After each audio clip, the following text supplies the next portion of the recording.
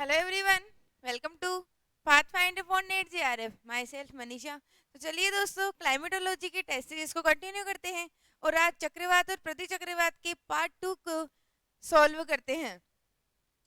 उससे पहले दोस्तों, पाथफाइंडर लर्निंग पर रिसर्चर बैच स्टार्ट है, अर्थात जिसको पीएचडी करनी है जेआरएफ लेके, तो एनटीए नेट जेआरएफ के क्लासेस अवेलेबल हैं।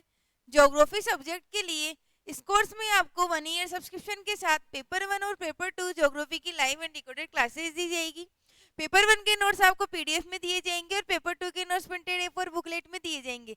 साथ ही में दोस्तों, पाथफाइंडर के सभी कोर्सेज पे आपको होम डिलीवरी भी अवेलेबल है और इसी कोर्स में आपको टेस्ट सीरीज दी जाएगी और साथ में टॉपिक वाइज टेस्ट सीरीज होगी, तो topic wise and full test होंगे और इसी के साथ प्रीवियस ईयर क्वेश्चंस पे भी सॉल्यूशन आपको प्रोवाइड किए जाएंगे, जिसकी फीस है मात्र 4500 रुपए।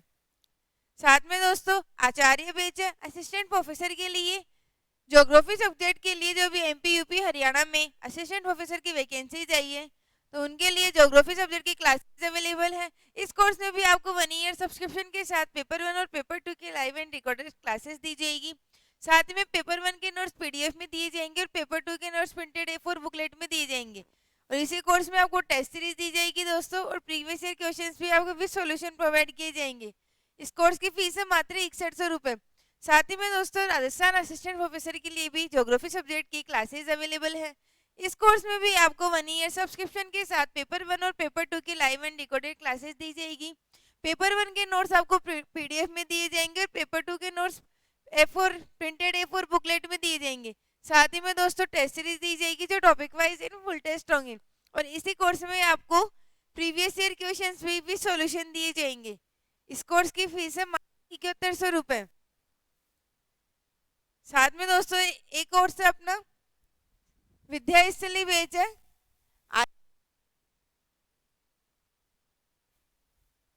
इस कोर्स की फीस है दोस्तों मात्र 4000 रुपए। इस कोर्स में भी दोस्तों आपको ज्योग्राफी सब्जेक्ट के लिए 1 ईयर सब्सक्रिप्शन के साथ ज्योग्राफी की लाइव एंड रिकॉर्ड क्लासेस दी जाएगी। ज्योग्राफी की नोट्स आपको प्रिंटेड A4 बुकलेट में दिए जाएंगे। साथ में दोस्तों, होम डिलीवरी भी अवेलेबल है सभी कोर्सेज पे और इसी कोर्स में आपको टेस्ट सीरीज दी जाएगी और प्रीवियस ईयर क्वेश्चंस पे भी सॉल्यूशन दिए जाएंगे। और एक टेस्ट सीरीज है दोस्तों जो आपके सभी एग्जाम्स के यूजफुल रहेगी, चाहे वो एनटीए नेट जेआरएफ हो, सेट एग्जाम हो, फर्स्ट ग्रेड हो, TGT PGT, college lecturer, school व्याख्याता, even lab assistant, geography subject के लिए भी आपको ये टेस्ट सीरीज यूजफुल रहेगी। इस टेस्ट सीरीज की फीस है मात्र 299। इस टेस्ट सीरीज में दोस्तों आपको सिलेबस के अनुसार और टॉपिक के अनुसार ट्रिविया टेस्ट दिए जाएंगे। साथ ही में यूनिट अनुसार आपके टेस्ट लिए जाएंगे और साथ में परीक्षा की योजना के अनुसार भी आपके टेस्ट लिए जाएंगे और टेस्ट के सॉल्यूशन क्लासेस भी आपको पाथफाइंडर लर्निंग ऐप पर प्रोवाइड किए जाएंगे। तो डाउनलोड कीजिए दोस्तों पाथफाइंडर लर्निंग ऐप और यूट्यूब चैनल को सब्सक्राइब कीजिए पाथफाइंडर फॉर नेट जेआरएफ। और आपको जो भी प्रॉब्लम हो, आप इन कांटेक्ट नंबर से हमारे से कांटेक्ट कर सकते हैं। तो चलिए स्टार्ट करते हैं दोस्तों, चक्रवात और प्रति चक्रवात से संबंधित क्वेश्चन सीरीज। आज का फर्स्ट क्वेश्चन देखिए।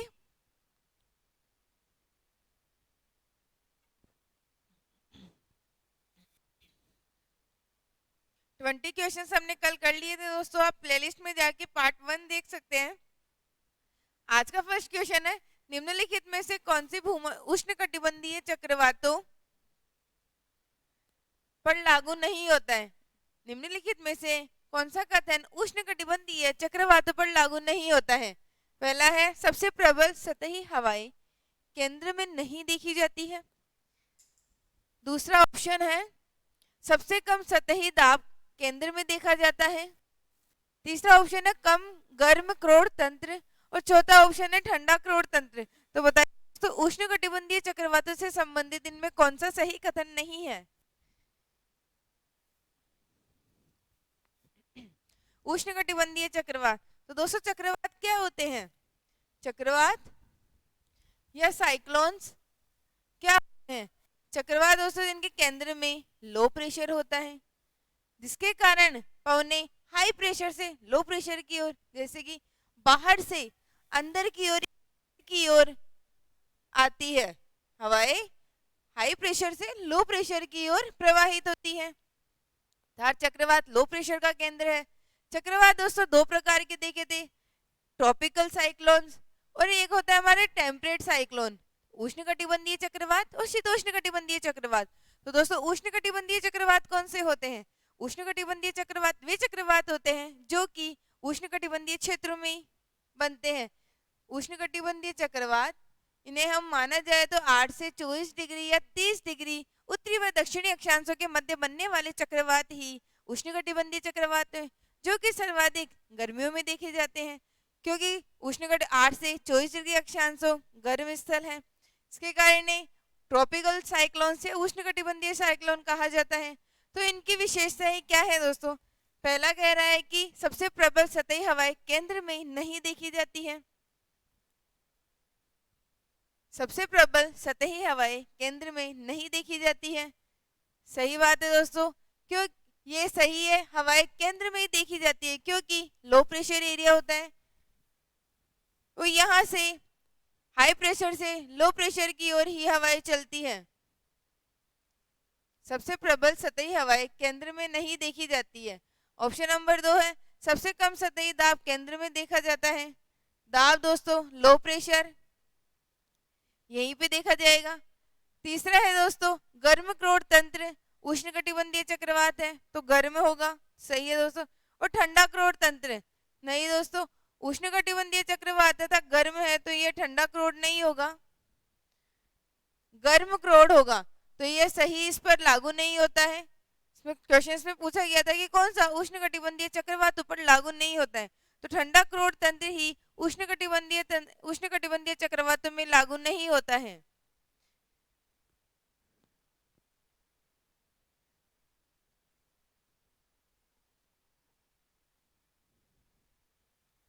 चलिए दोस्तों नेक्स्ट क्वेश्चन देखते हैं।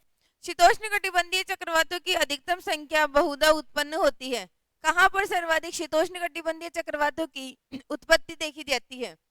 आर्कटिक महासागर में, हिंद महासागर में, उत्तरी अंध महासागर में या दक्षिणी प्रशांत महासागर में? कहां पर शीतोष्णकटिबंधीय चक्रवातों की अधिकतम संख्या देखी जाती है? तो बताइए दोस्तों कहां पर शीतोष्णकटिबंधीय चक्रवातों की सर्वाधिक संख्या देखी जाती है?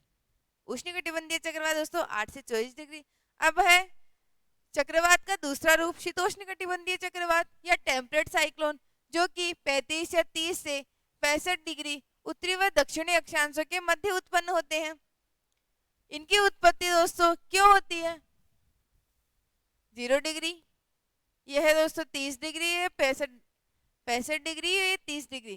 तो दोस्तों पता है कि उष्णकटिबंधीय क्षेत्रों में तो व्यापारिक हवाएं चलती हैं, परंतु 30 से 65 डिग्री अक्षांशों के मध्य पछुआ हवाएं चलती है, और ध्रुवों पर शीत होती है अर्थात ध्रुवीय हवाएं चलती है। और ये होता है दोस्तों हमारा टेम्परेट साइक्लोन का एरिया।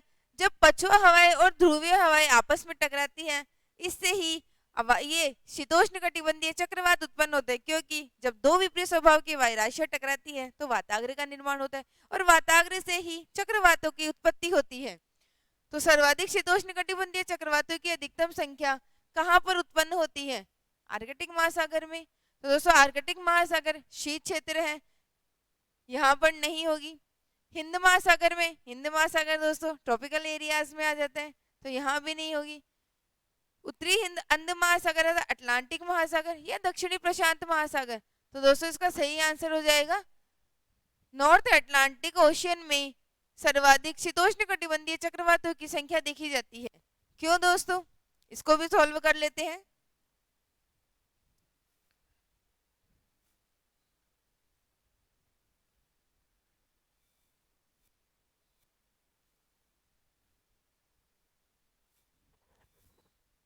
ये दोस्तों 0 डिग्री, ये दोस्तों हमारा यूएसए का पूर्वी तट,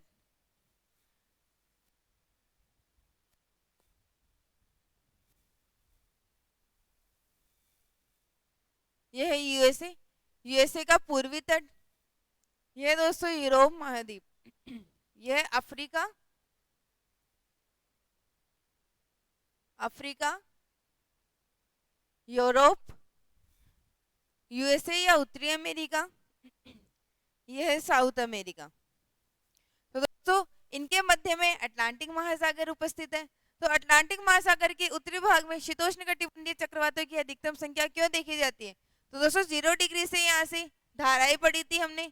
धाराओं में ये उत्तरी विषुवतीय धारा है जो कि एक गर्म जल धारा है, जो कि पूर्व से पश्चिम की ओर प्रवाहित होती है। पूर्व से पश्चिम की ओर प्रवाहित होगी, यहाँ पे ये अमेरिका की तट से टकराएगी, जिससे ये 2 भागों में विभक्त हो जाएगी। उत्तरी धारा उत्तर की ओर प्रवाहित होने लग जाती है और दक्षिण में दक्षिणी धाराएं प्रवाहित होने लग जाती है। तो उत्तरी धारा में दोस्तों यहाँ पे मेक्सिको की खाड़ी में मेक्सिको धारा या फ्लोरिडा की धारा कहा जाता है, जो कि एक गर्म धारा है। विषुवतीय क्षेत्र से आने के कारण ये गर्म प्रकृति की है। उसके ऊपर दोस्तों न्यू फाउंडलैंड के पास में यहाँ पे एक गल्फ स्ट्रीम गर्म जल धारा है। गल्फ स्ट्रीम गर्म जल धारा है। और ऊपर से दोस्तों आर्कटिक महासागर से ठंडी धारा आती है, जिसका नाम है लेब्राडोर धारा। और जब एक गर्म और ठंडी जल धारा टकराती है, उसी से वाताग्र बनेंगे। तो इस जगह दोस्तों गल्फ स्ट्रीम और लेब्राडोर की धारा टकराएगी, जिससे एक तीसरी शाखा निकल के आती है, जो कि उत्तरी यूरोप के तट के पास में प्रवाहित होने लग जाती है। इसका नाम है उत्तरी अटलांटिक प्रवाह है। उत्तरी अटलांटिक प्रवाह है, जो कि एक गर्म धारा है। तो दोस्तों जब यह इधर से टकराती है तो यहाँ के क्षेत्र को गर्म कर देती है, और इसके कारण यहाँ पर शीतोष्णकटिबंधीय चक्रवात देखे जाते हैं।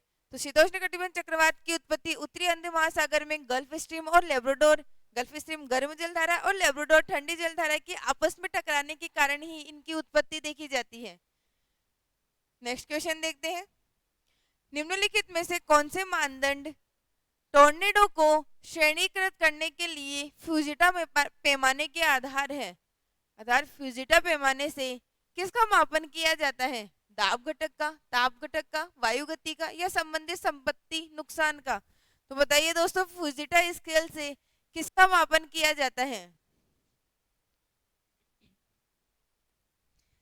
कमेंट बॉक्स में आंसर कीजिए दोस्तों, फ्यूजिटा स्केल से किसका मापन किया जाता है?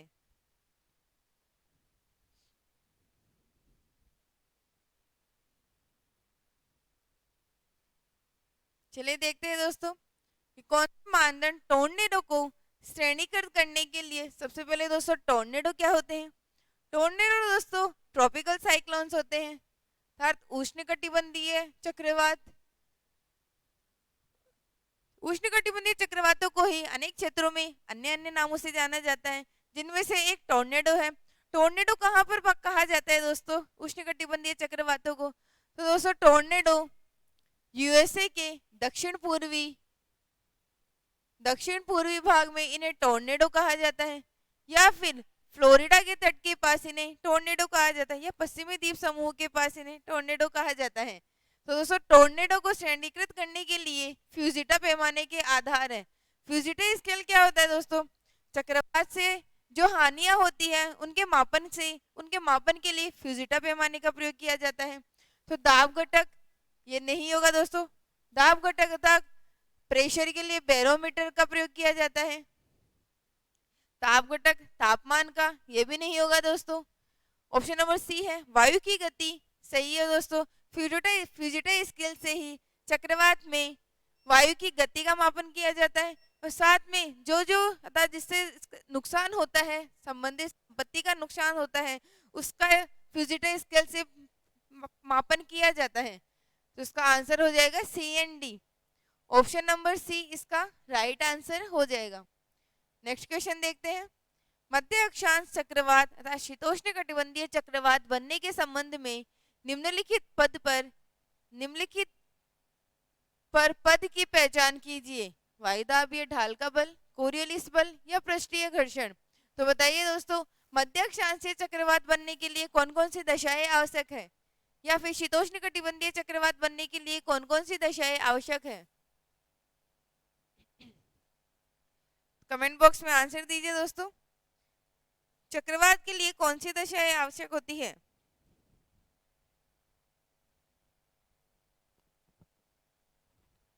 चलिए दोस्तों देखते हैं। पहला ऑप्शन है वायुदाबीय ढाल का बल। सही बात है दोस्तों, वायुदाब के कारण ही चक्रवात उत्पन्न होते हैं। लो प्रेशर हाई प्रेशर के कारण ही पवने हाई प्रेशर से लो प्रेशर की ओर गमन करती है, जिससे चक्रवात होते हैं। सेकेंड है कोरियोलिस बल। कोरियोलिस बल भी उत्तरदायी कारक है, क्योंकि इसी के कारण पवनों में विक्षेप उत्पन्न होता है। पृष्ठीय घर्षण घर्षण भी एक उत्तरदायी कारक होता है दोस्तों चक्रवातों की उत्पत्ति के लिए। तो इसका सही आंसर हो जाएगा ऑप्शन नंबर डी। तीनों कारक ही मध्य अक्षांशीय चक्रवात या चक्रवातों की उत्पत्ति के लिए उत्तरदायी कारक माने जाते हैं। नेक्स्ट क्वेश्चन देखते हैं। निम्नलिखित में से वर्ष का कौन सा विशिष्ट समय अधिकतम उष्णकटिबंधीय चक्रवात उत्पन्न करता है? 5 जून से 25 नवंबर, 1 जुलाई से 30 नवंबर, 29 जून से 5 दिसंबर या 1 जून से 30 नवंबर। तो कौन सा सही समय है दोस्तों जब उष्णकटिबंधीय चक्रवात आते हैं?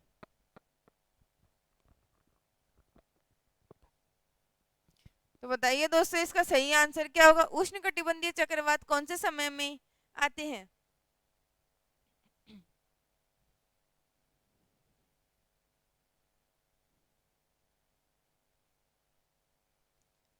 चलिए दोस्तों इसका आंसर देखते हैं।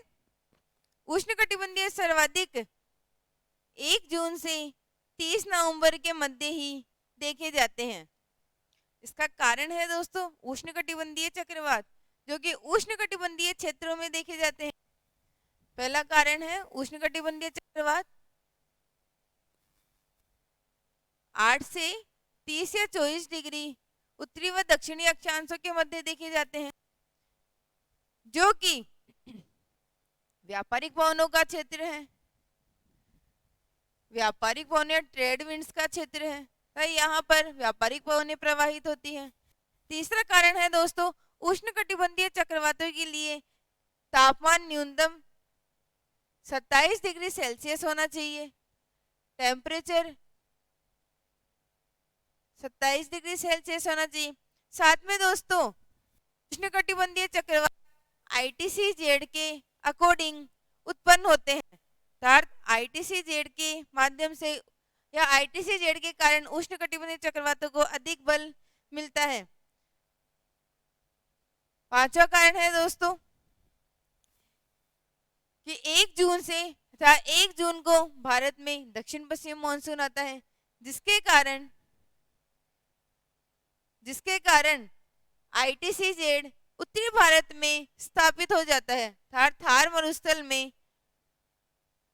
मरुस्थल में न्यून वायुदाब का क्षेत्र होता है। न्यून वायुदाब का क्षेत्र होता है दोस्तों पवनें उच्च वायुदाब से न्यून वायुदाब की ओर प्रवाहित होती है, तो पवनें इस प्रकार से प्रवाहित होती है। और कोरियोलिस बल के कारण इनकी 0 डिग्री अक्षांश को पार करते ही इनकी दिशा में विक्षेप उत्पन्न हो जाता है। इस कारण दोस्तों ये 1 जून से 30 नवंबर के मध्य इनका विशिष्ट समय था, उष्णकटिबंधीय चक्रवातों का विशिष्ट समय माना जाता है। इसका सही आंसर हो जाएगा ऑप्शन नंबर डी कि उष्णकटिबंधीय चक्रवातों का विशिष्ट समय 1 जून से 30 नवंबर देखा जाता है। इसका प्रमुख कारण दोस्तों ITCZ का स्थानांतरण होना। उत्तरी गोलार्ध में ITCZ का स्थानांतरण उत्तर पश्चिमी भारत में होने के कारण यहाँ उष्णकटिबंधीय चक्रवात उत्पन्न होते हैं। नेक्स्ट क्वेश्चन देखते हैं। निम्नलिखित में से कौन से माप की स्केल टोर्नेडो की गंभीरता और उससे होने वाली क्षति को बताती है? Saffir Simpson scale, Beaufort scale, Fujita scale या रिक्टर स्केल? तो बताइए दोस्तों टोर्नेडो या चक्रवात की गंभीरता और उससे होने वाली क्षति के बारे में कौन से पैमाने से इसका मापन किया जाता है? कमेंट बॉक्स में आंसर दीजिए दोस्तों।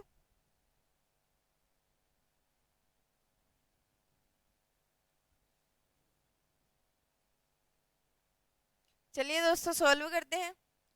अभी हमने पिछले क्वेश्चंस में भी देखा था टोर्नेडो या चक्रवात की क्षति या फिर गंभीरता को या नुकसान के लिए हम फुजिटा स्केल का प्रयोग करते हैं। तो राइट आंसर इसका ऑप्शन नंबर सी हो जाएगा। और ऑप्शंस को भी देख लेते हैं दोस्तों। शफिर सिम्पसन स्केल क्या होता है? तो दोस्तों ये भी चक्रवात के मापन का स्केल होता है। इसमें चक्रवात की तीव्रता का मापन किया जाता है या फिर इसमें चक्रवात की इंटेंसिटी का मापन किया जाता है। ऑप्शन नंबर बी है दोस्तों ब्यूफोर्ट स्केल। इसमें दोस्तों हम वायु वेग या पवन वेग को प्रदर्शित करते हैं। ऑप्शन नंबर डी है दोस्तों रिक्टर स्केल। रिक्टर स्केल दोस्तों भूकंप के लिए प्रयोग किया जाता है। भूकंप मापन के लिए रिक्टर स्केल का प्रयोग किया जाता है। तो चक्रवात की नुकसान और गंभीरता या इसकी क्षति के लिए फुजिटा स्केल का प्रयोग किया जाता है।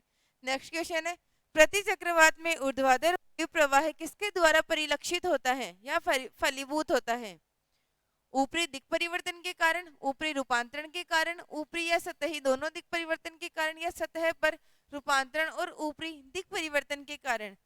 तो बताइए दोस्तों प्रति चक्रवात में ऊर्ध्वाधर वायु प्रवाह निम्न में से किसके कारण फलीभूत होता है? प्रति चक्रवात या एंटी साइक्लोन्स। एंटी साइक्लोन्स क्या होते हैं दोस्तों? एंटी साइक्लोन या प्रति चक्रवात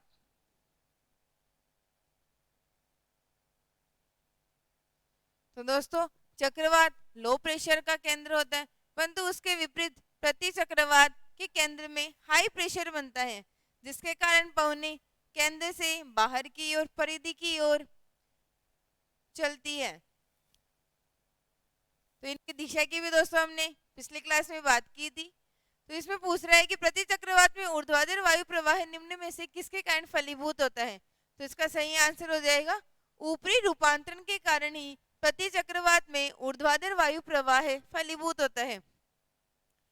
केंद्र में हाई प्रेशर है दोस्तों, तो हाई प्रेशर से पवनें लो प्रेशर की ओर गमन करती है, तो ऊपरी रूपांतरण के कारण ही इनमें वायु का ऊर्ध्वाधर वायु प्रवाह होता है। नेक्स्ट क्वेश्चन देखते हैं। कथन और कारण का क्वेश्चन है दोस्तों। कथन है कि भूमध्य रेखा के आसपास हरिकेन नहीं बन सकता। कारण है कोरियोलिस बल भूमध्य रेखा पर अधिकतम होता है। तो जल्दी से इसका कमेंट बॉक्स में आंसर दीजिए दोस्तों। भूमध्य रेखा के आसपास हरिकेन नहीं बन सकते, इसका कारण है कोरियोलिस बल भूमध्य रेखा पर सर्वाधिक होता है। तो आंसर बताइए दोस्तों जल्दी से कमेंट बॉक्स में।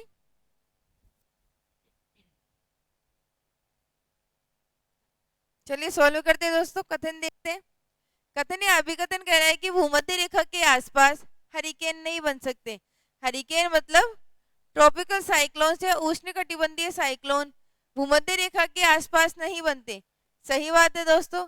भूमध्य रेखा के आसपास चक्रवात या फिर किसी तरह की पवनों की गतियां नहीं होती है, क्योंकि भूमध्य रेखा के 5 डिग्री उत्तर 5 डिग्री दक्षिणी अक्षांश के मध्य शांत पेटी पाई जाती है।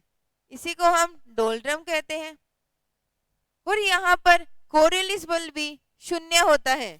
कोरियोलिस बल भी यहाँ पर न्यूनतम पाया जाता है, क्योंकि यह एक न्यून वायुदाब का क्षेत्र होता है, जहां से पवनें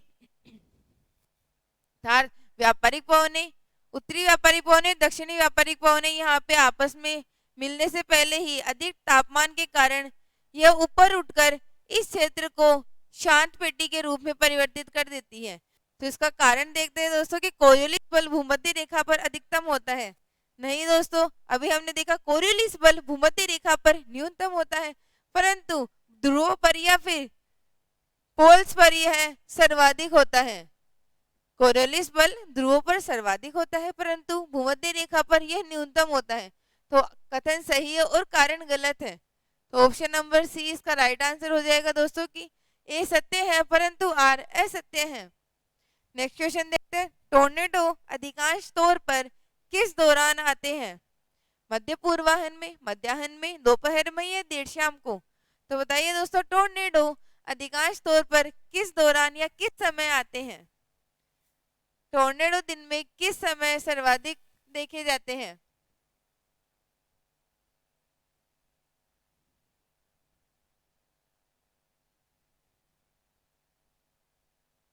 तो चलिए दोस्तों सॉल्व करते हैं इसको। टोर्नेडो अधिकांश या उष्णकटिबंधीय चक्रवात किस दौरान आते हैं? मध्याह्न पूर्व में, मध्याह्न में, दोपहर में या देर शाम को? तो दोस्तों इसका सही आंसर हो जाएगा मध्याह्न में।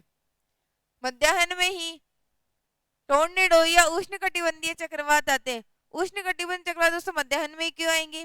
क्योंकि इनके लिए उष्णकटिबंध में जब सूर्य उत्तरायण होता है तो तापमान अधिक होने के कारण संवहनीय धाराएं अधिक ऊपर उठती है और ऊपर उठकर संघनित होकर बादलों का निर्माण करती है। बादलों के निर्माण से वहां पर वर्षा होगी, उसके कारण चक्रवात भी इसलिए वहां पर अधिक उत्पन्न होते हैं। तो दोस्तों मध्य रेखा के क्षेत्र में भी हम 0 डिग्री क्षेत्र में सर्वाधिक ताप देखा जाता है और सर्वाधिक ताप के कारण वहां पर रोजाना दोपहर पश्चात ही मूसलाधार वर्षा देखी जाती है। इसी प्रकार दोस्तों टोर्नेडो या उष्णकटिबंधीय चक्रवात भी मध्याह्न के बाद ही या फिर मध्याह्न में ही अधिकांश देखे जाते हैं। नेक्स्ट क्वेश्चन देखते हैं। यूएस के कौन से शहर में कैटरीना तूफान आया था? यूएस के कौन से शहर में कैटरीना तूफान आया था? न्यूयॉर्क में, हॉस्टन में, न्यू ऑरलियंस में या मियामी में? तो कौन से शहर में, यूएस के कौन से शहर में कैटरीना तूफान आया था? तो बताइए दोस्तों इसका सही आंसर।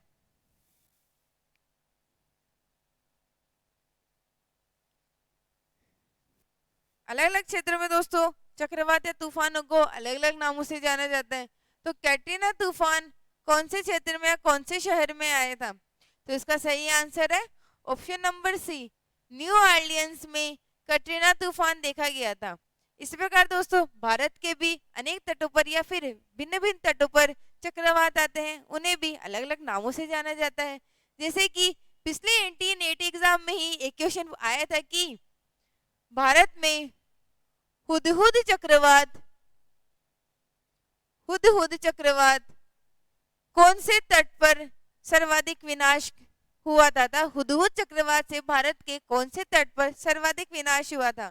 तो बताइए दोस्तों भारत के कौन से तट पर हुदहुद चक्रवात आया था? कमेंट बॉक्स में इसका आंसर दीजिए दोस्तों, ये आपके लिए क्वेश्चन है। तब तक हम आगे के क्वेश्चन सॉल्व करते हैं। कथन कारण का क्वेश्चन है दोस्तों। कथन है बंगाल तथा निकटवर्ती बिहार, उड़ीसा और असम के राज्यों के गरज वाले तूफान नॉर्वेस्टर कहलाते हैं। इसका कारण है अल्पकालिक झंझावत या झंझावत मुख्य रूप से उत्तर पूर्व से आते हैं। तो बताइए दोस्तों इसका सही आंसर क्या होगा?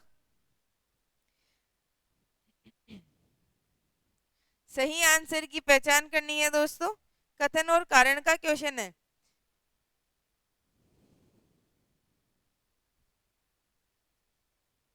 चलिए सॉल्व करते हैं दोस्तों। कथन है कि बंगाल और निकटवर्ती बिहार, उड़ीसा और असम के राज्यों में गरज वाले तूफान नॉर्वेस्टर कहलाते हैं। सही बात है दोस्तों कि बंगाल, उड़ीसा और असम के राज्यों में गरज वाले तूफानों को नॉर्वेस्टर कहते हैं। इसी प्रकार दोस्तों इन्हें भारत के अलग अलग राज्यों में अलग अलग नामों से जाना जाता है, जिनमें एक होता है नॉर्वेस्टर, चेरी ब्लास्म, मैंगो शावर, आम्र वर्षा। आम्र वर्षा दोस्तों कहाँ देखी जाती है? यह दक्षिण में कर्नाटक व केरल के तट पर देखी जाती है। और चेरी ब्लास्ट में दोस्तों कर्नाटक में देखी जाती है। इसी प्रकार दोस्तों असम में बारदोली छीड़ा इन्हें कहा जाता है। और फूलों की वर्षा, इस प्रकार अनेक नाम अलग अलग राज्यों में इन्हें अलग अलग नामों से जाना जाता है। तो कथन सही है दोस्तों। इसका कारण है कि अल्पकालिक झंझावत मुख्य रूप से उत्तर पूर्व से आते हैं। अल्पकालिक झंझावत मुख्य रूप से उत्तर पूर्व से आते हैं। सही बात है दोस्तों। अल्पकालिक झंझावत का उष्णकटिबंधीय चक्रवातों की बात की जा रही है। तो उष्णकटिबंधीय चक्रवात 8 से 24 डिग्री अक्षांशों के मध्य उत्पन्न होते हैं। इन अक्षांशों के मध्य व्यापारिक पवन पेटी चलती है और व्यापारिक पवन पेटी की दिशा दोस्तों उत्तर पूर्व से उत्तरी गोलार्ध में उत्तर पूर्व से दक्षिण पश्चिम मानी जाती है और दक्षिणी गोलार्ध में दक्षिण पूर्व से उत्तर पश्चिम इनकी दिशा मानी जाती है। तो इसका सही आंसर हो जाएगा दोस्तों कि उत्तर पूर्व से ये झंझावत आते हैं। तो कारण भी सही है, परंतु दोनों एक दूसरे को ये एक्सप्लेन नहीं कर पा रहे हैं। तो इसका सही ऑप्शन है ऑप्शन नंबर बी। कारण और कथन दोनों सही है, परंतु आर ए की सही व्याख्या नहीं है।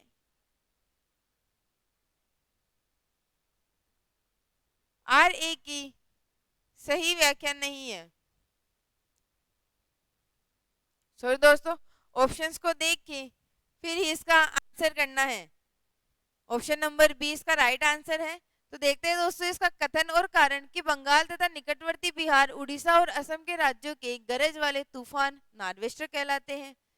सही बात है दोस्तों। इसका आंसर दोस्तों ऑप्शन नंबर ए हो जाएगा। इनमें तूफान की बात की जा रही है परंतु इसमें इनकी दिशा का वर्णन किया जा रहा है।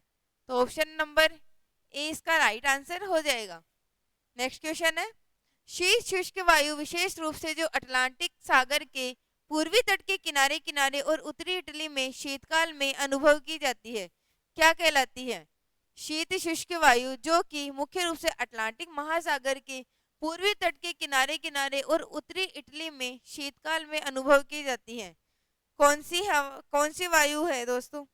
अटलांटिक महासागर के पूर्वी तट पर और इटली के या उत्तरी इटली में शीतकाल में अनुभव की जाती है।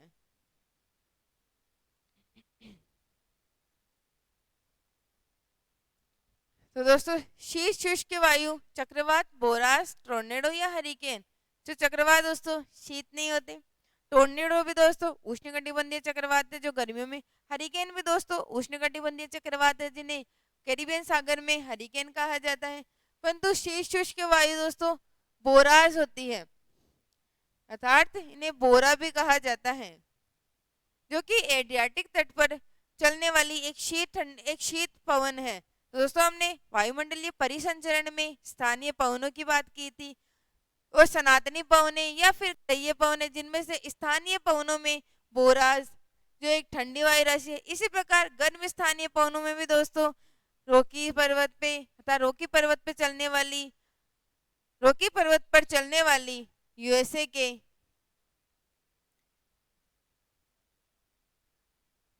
रॉकी पर्वत पर चलने वाली फोन है और आल्पस पर्वत पर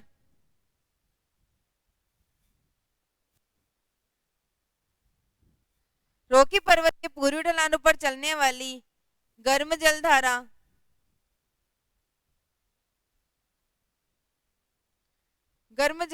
था यूएसए के रॉकी पर्वत पर।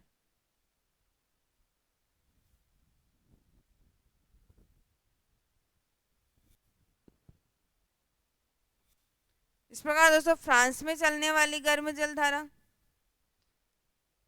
और इसी प्रकार ऑस्ट्रेलिया में चलने वाली गर्म जलधारा और ठंडी जलधारा ये स्थानीय पवनों के अंतर्गत शामिल की जाती है।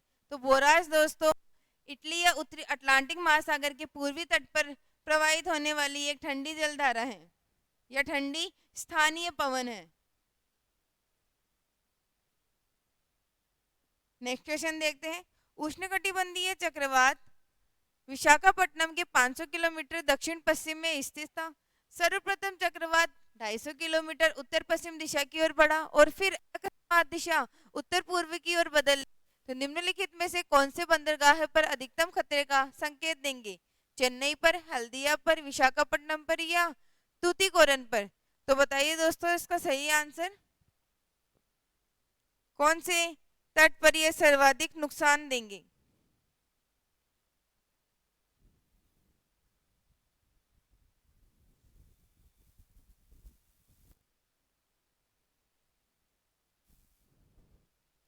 तो चलिए देखते हैं दोस्तों, उष्णकटिबंधीय चक्रवात विशाखापट्टनम के 500 किलोमीटर क्षेत्र पर, यहाँ पर है दोस्तों विशाखापट्टनम। तो विशाखापट्टनम के दक्षिण पश्चिम में स्थित था 500 किलोमीटर। विशाखापट्टनम के दक्षिण पश्चिम में, यहाँ पर विशाखापट्टनम दक्षिण पश्चिम में 500 किलोमीटर दक्षिण पश्चिम में स्थित था। सर्वप्रथम चक्रवात 250 किलोमीटर उत्तर पश्चिम दिशा की ओर बढ़ा। यहाँ से दोस्तों यह उत्तर पश्चिम दिशा की ओर बढ़ा और फिर अकस्मात उत्तर पूर्व की ओर इनकी दिशा बदल ली। दोस्तों उत्तरी पूर्व की ओर इनकी दिशा बदल ली। तो यह कौन से पतन या बंदरगाह को अधिकतम खतरे अथवा अधिकतम नुकसान पहुंचाएगा? दोस्तों ये पुनः विशाखापट्टनम पर ही सर्वाधिक नुकसान पहुंचाएगा। तो इसका सही आंसर हो जाएगा option number C. Next question है, कथन कारण का क्वेश्चन है कि भारत का पूर्वी तट उष्णकटिबंधीय चक्रवातों से पश्चिम तट की अपेक्षा ज्यादा प्रभावित होता है। इसका कारण है उष्णकटिबंधीय चक्रवात मूलतः सिर्फ बंगाल की खाड़ी में ही उत्पन्न होते हैं। तो आंसर बताइए दोस्तों इसका कमेंट बॉक्स में कि भारत का पूर्वी तट उष्णकटिबंधीय चक्रवातों से पश्चिम तट की अपेक्षा ज्यादा प्रभावित होता है। सही आंसर बताइए दोस्तों।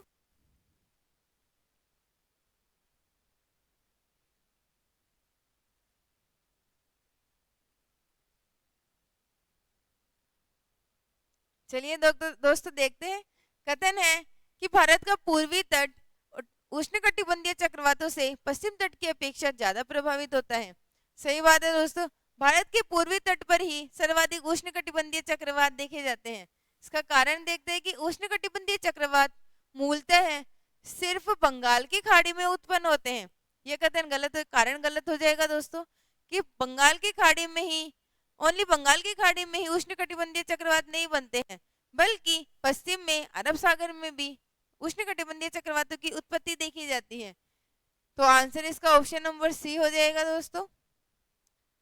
तो इसको सॉल्व करते हैं कि भारत का पूर्वी तट उष्णकटिबंधीय चक्रवातों से ज्यादा प्रभावित क्यों होता है। यह दोस्तों 0 डिग्री इक्वेटर लाइन, यह 23.5 डिग्री कर्क रेखा,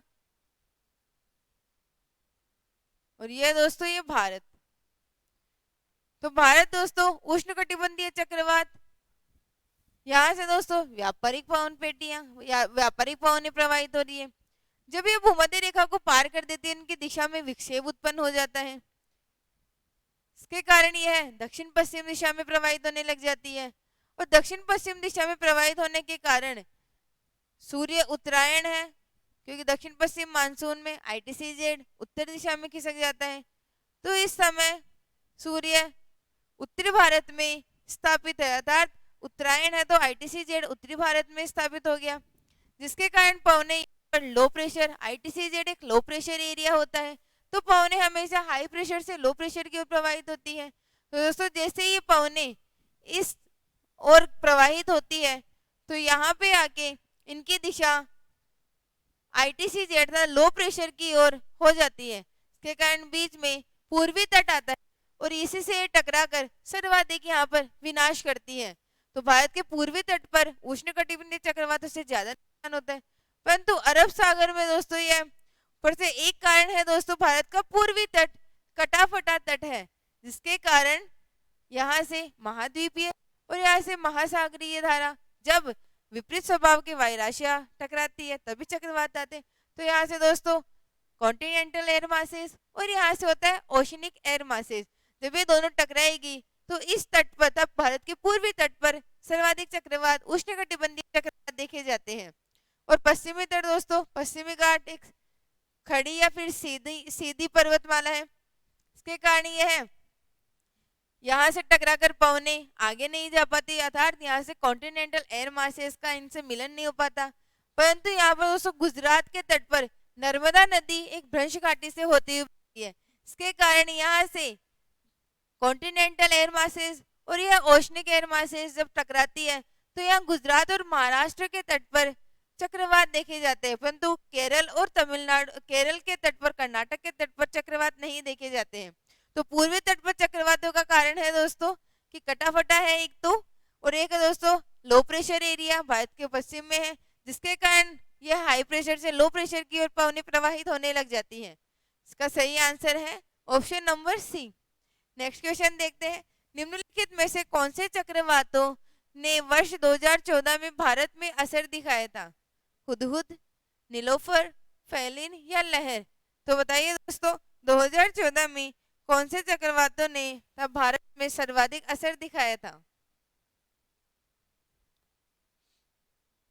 बताइए दोस्तों कमेंट बॉक्स में आंसर।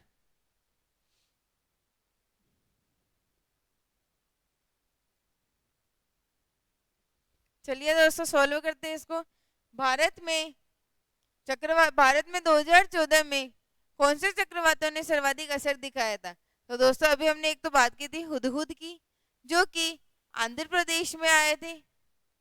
आंध्र प्रदेश में उत्पन्न होने वाले, आंध्र प्रदेश में उत्पन्न होने वाले चक्रवात हुदहुद है, जो उष्णकटिबंधीय चक्रवात है।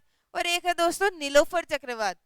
इन दो चक्रवातों के कारण ही भारत में 2014 में सर्वाधिक असर देखा गया था। तो इसका सही आंसर है ऑप्शन नंबर बी, 1 और 3। नीलोफर चक्रवात दोस्तों पश्चिमी तट पर, जहां पर गुजरात और महाराष्ट्र में सर्वाधिक नुकसान देखा गया था। यह भी दोस्तों अक्टूबर 2014 में ही उत्पन्न हुए थे। फेलिनो लहर भारत में उत्पन्न होने वाले चक्रवात नहीं है। नेक्स्ट क्वेश्चन, कारण, कथन और कारण का क्वेश्चन है दोस्तों। कथन है उष्णकटिबंधीय चक्रवात की जीवन अवधि 1 सप्ताह की होती है। इसका कारण है वे कम वायुमंडलीय दबाव के कारण कम वर्षा उत्पन्न करते हैं। तो बताइए दोस्तों कि उष्णकटिबंधीय चक्रवातों की जीवन अवधि 1 सप्ताह की होती है।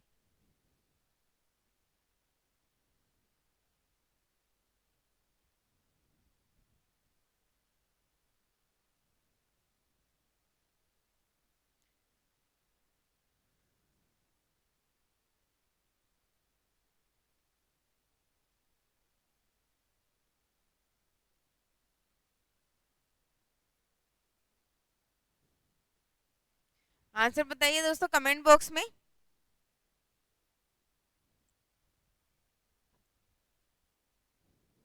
चलिए दोस्तों सॉल्व करते हैं। कथन है उष्णकटिबंधीय चक्रवात की जीवन अवधि 1 सप्ताह की होती है। सही बात है दोस्तों। उष्णकटिबंधीय चक्रवात 7-8 दिन के अंदर ही उत्पन्न होकर समाप्त हो जाते हैं। इसका कारण है वे कम वायुमंडलीय दबाव के कारण कम वर्षा कर सकते हैं। नहीं दोस्तों, कम वायुमंडलीय दबाव के कारण कम वर्षा नहीं होती है, परंतु इनसे सर्वाधिक विनाशकारी वर्षा देखी जाती है उष्णकटिबंधीय चक्रवातों की। उष्णकटिबंधीय चक्रवात लो प्रेशर होगा। लो प्रेशर से दोस्तों जैसे जैसे हवाएं ऊपर जाएगी, हाई प्रेशर, लो प्रेशर के कारण यहाँ से हवाएं ऊपर उठेगी। ऊपर उठने के कारण दोस्तों संघनित होगी, और संघनित होकर बादलों का निर्माण करके मूसलाधार वर्षा होती है। तो यहाँ पर कम वर्षा नहीं होती दोस्तों, कारण गलत हो जाएगा। आंसर है ऑप्शन नंबर सी, कथन सही है परंतु कारण इसका असत्य है। नेक्स्ट क्वेश्चन है कथन कारण का। चक्रवात या हरिकेन का विषुवत रेखीय क्षेत्र में निर्माण नहीं हो सकता है। इसका कारण है विषुवत रेखा के ऊपर कोरियोलिस बल सर्वाधिक होता है। तो जल्दी से इसका कमेंट बॉक्स में आंसर दीजिए दोस्तों।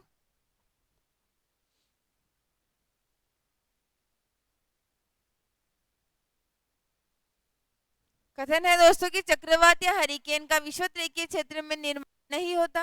सही बात है दोस्तों, क्योंकि यहाँ पर कोरियोलिस बल 0 होता है, यह न्यूनतम होता है, जिसके कारण यहाँ पर चक्रवात या फिर भूमध्य रेखा के आसपास चक्रवात नहीं देखे जाते हैं। कारण है भूमध्य रेखा या विषुवत रेखा के ऊपर कोरियोलिस बल सबसे अधिक होता है। ये गलत हो जाएगा दोस्तों। सर्वाधिक कोरियोलिस बल ध्रुवों पर देखा जाता है और भूमध्य रेखा पर न्यूनतम कोरियोलिस बल देखा जाता है। तो चलिए दोस्तों चक्रवात और प्रति चक्रवात से संबंधित क्वेश्चन सीरीज को आज कंप्लीट करते हैं। कल मिलते हैं नेक्स्ट क्वेश्चन के साथ, नेक्स्ट सीरीज के साथ। तब तक कि आप इसी तरह अपनी तैयारी में लगे रहिए, और जो भी आपके डाउट है आप कमेंट बॉक्स में बता सकते हैं। और पाथफाइंडर लर्निंग ऐप को और pathfinder for NET JRF channel को सब्सक्राइब कीजिए। Thank you.